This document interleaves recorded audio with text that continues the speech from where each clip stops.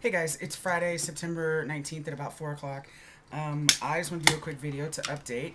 Just got back from Social Security and DMV, and I was able to do my gender change. I had called Social Security some time ago, and they told me that I had to wait to get my birth certificate. And if you remember in a previous video, I had said that I accidentally sent off my information for a birth certificate without the payment. And they haven't sent it back to me, but even if I had done it correctly, there's a minimum wait of 7 months. So I got really discouraged about that, and so I called Social Security, and they said, no, you have to have your birth certificate.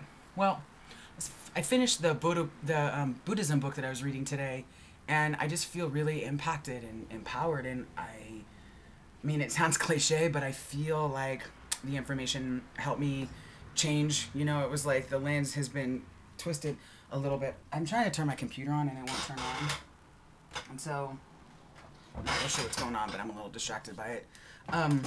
So anyways, so I decided to ride down there. And I live kind of in downtown, and Social Security is in Southtown, and so it's not like a crazy bike ride by any stretch of the imagination, but it certainly was an effort, an intentional effort. So I get there, and I'm telling myself over and over that even if they say no, that's okay.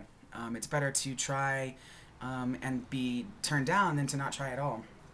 And so I go in and I have my court order, and what the hell?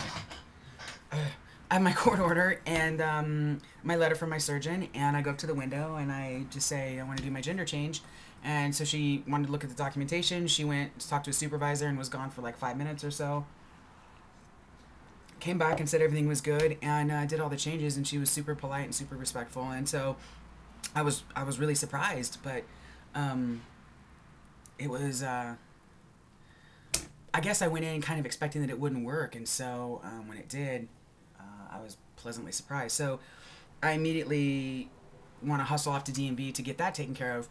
Now, as I mentioned, Social Security is in the south part of Chico, and DMV is more towards the north part of Chico. So I had to ride all the way back over to DMV, and I was like, riding as fast as I can, and definitely there was some adrenaline of like, oh my god, this is great, I can get over there and I can do this. So I get there, and there's like no wait.